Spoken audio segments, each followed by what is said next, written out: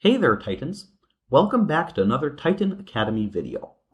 In today's video, we will learn how to use the SmartV session. By default, SmartV has a session duration of 120 minutes, which means that after 2 hours, a user's session will expire.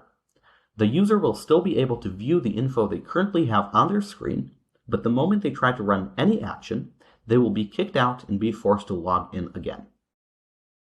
So over here, I have a project with SmartV enabled. And if we head over to any SmartV page and click on the little gear icon, you can see over here on the right, we have session duration. Now, as I said, by default, it's 120 minutes, but let's change that to 1 minute and let's see what happens. So I'm going to preview this project. Let's quickly log in. And I'll be back in a minute. Okay, a minute has passed, so my session is now over. And let's try first opening our account details in a new tab. And you can see I'm required to log in. And let's try updating our account name. You can see I'm kicked out and I need to log in again.